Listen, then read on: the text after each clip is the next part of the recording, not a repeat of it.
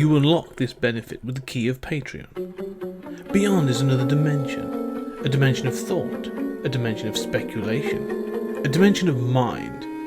You're moving into a land of both waffle and substance. Of things and ideas. You've just crossed into the podcast zone. Ladies and gentlemen, welcome back to Trekking Through the Twilight Zone. We are going back to an earlier period in time, both cinematically and literally. We're going to be talking about time travel in the Twilight Zone with Once Upon a Time. And Julian, what are your thoughts then on this episode, Once Upon a Time? I've seen this before, and I've always liked this episode. I don't think it's a great episode, though. I don't think it ultimately has something to say beyond the gimmick. But, when I first saw this episode, it wasn't in sequence. And it was just, a random episode of so I didn't have, Serling, in the previous episode saying, Buster Keaton's going to be on. Yeah. And so if you just start this cold and you're like, oh, I'm watching a silent movie, it's really shocking. And especially to us today, this is sort of postmoderns, we think, oh my Lord, I can't believe how brave this is.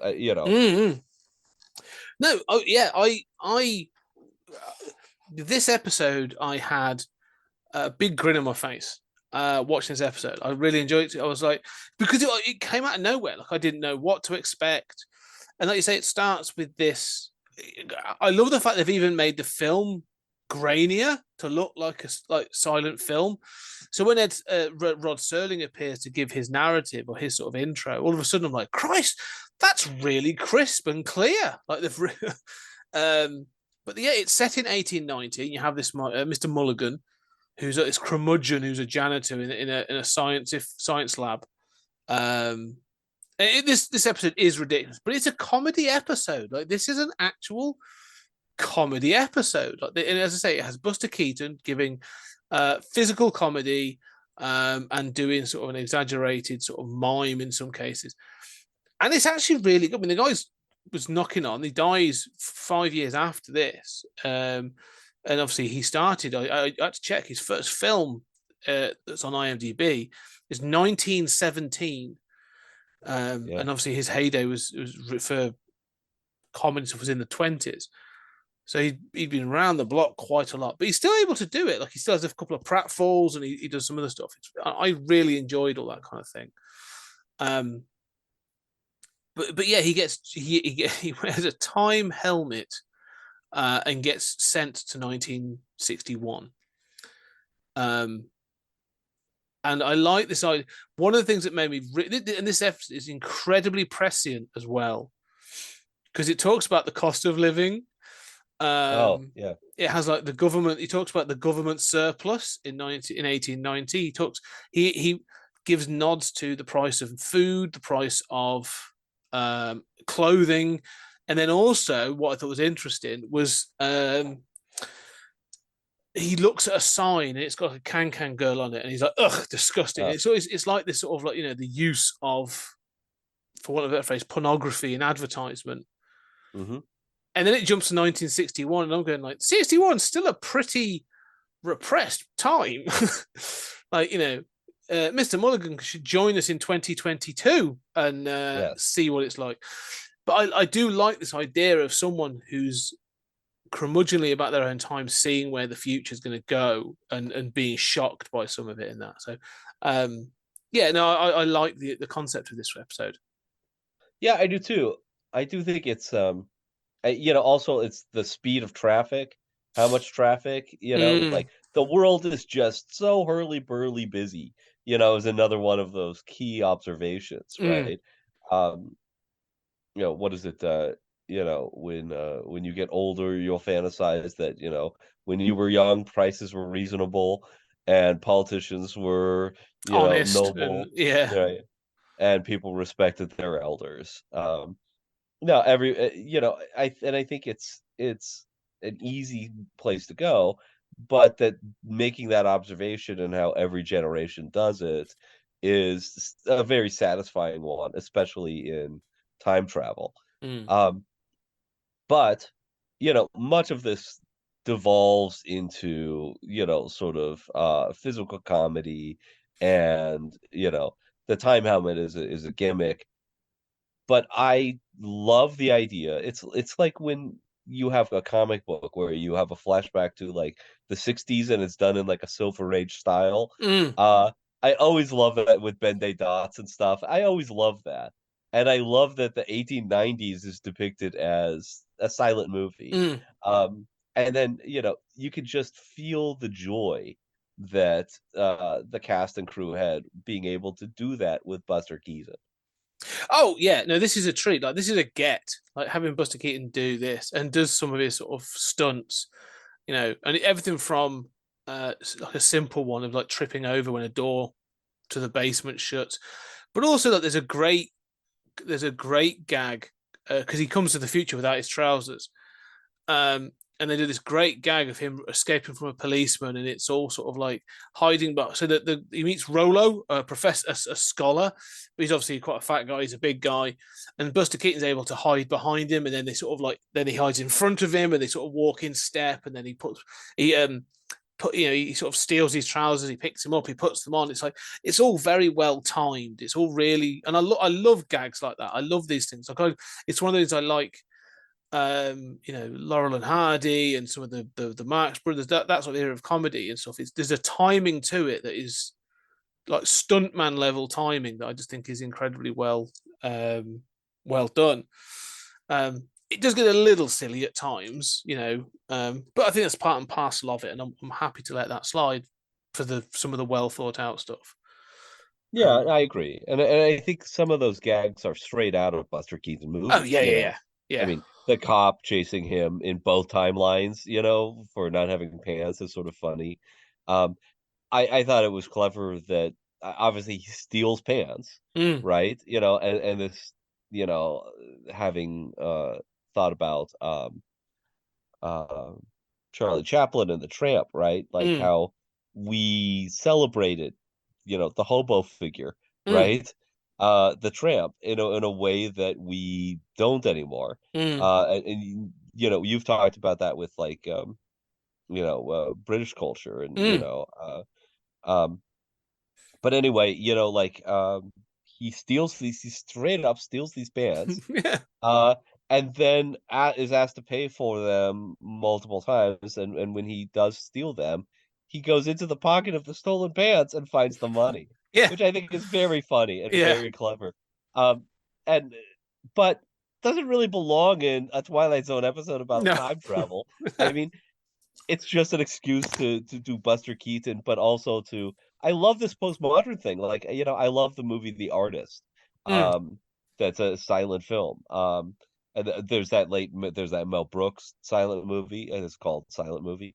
But I love there haven't been a lot of examples of that, and I really love using the medium, itself to kind of convey something. And the idea of just having Buster Keaton uh in a silent movie come out and like go into the Twilight Zone in yeah, 1961, and yeah. then go back to his home in a silent movie. It's just so clever and so charming. And that's the thing.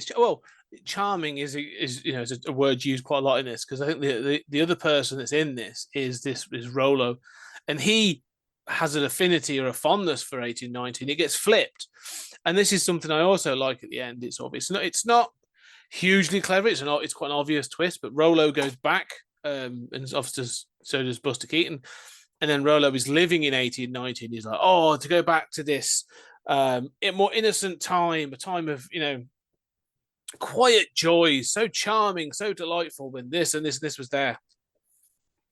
But then get in there and you sort of like, you have like a little end note in this, in this again, back in the silent film. So they hold on to it. They sort of everything in 1890 is done in that silent film format.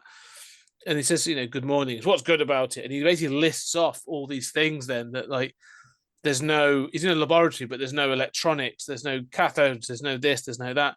And then for a bed, there's no air conditioning, there's no foam mattress, there's no this, there's no that. And so I like this idea that this idea of the grass is always greener note of like, Buster Keaton's like, oh, now is terrible, but he sees like, things technically could be worse in the future and will be more expensive and stuff. And then Rolo is just like, well, yeah, the past was this ideal place, and he gets there and realizes it's actually pretty tough and pretty hard to live in 1890 in the, in this wherever in California. So I do like that as a note. Yeah, I mean, although I'm kind of bothered by it too. Like, I like the idea that yes, we wouldn't be able to adjust going forward, 70 years, right? Um, okay, that's a fine observation. Also I like the idea that um we romanticize the past, but I mean, people love stories about maidens and castles and the those noble knights of the Round Table. But I'm pretty sure that after a day, you'd want to get out of there. Um, and that's true of the 1950s. It's true. You'd say, "Where are my cell phones? Well, where's my streaming channels?" Um, you know, uh hashtag everything so white. Yeah. um you know I mean, I would be miserable. Yeah, it'd be very. It is weird how we do it, don't we? We do, idealize these sort of past, but I think it's done more so now. But weirdly, we idealize as quite a distant past, and that's one of the things I thought was quite interesting. Like, he's not like this isn't Rolo nostalgia for his youth. He's not saying, "Oh, I want to go back to the 1920s or the 1930s." Yeah, This is him going, I want to go back even further. This is the same as people now going, oh no, the 50s was the heyday of the peak of the 20th century was the 50s, and you go, no, not really. yeah. um you Well, know it's scary to think that we're almost as far forward now as 1890 to yeah, it's 1961. a 70-year um gap, so you could have someone. yeah, 2030 is right about there. Mm, um but so I like these observations. My problem um is that you can push it too far. And so you were talking about how basically they both, belong in their eras. And that's the closing narration, which mm. is like, stay in your own backyard. That's literally the point that you're supposed to take from this. Stay in your own backyard. Okay. I mean, I was not, I moved to Hawaii. Mm. I don't believe at all in staying in your own backyard.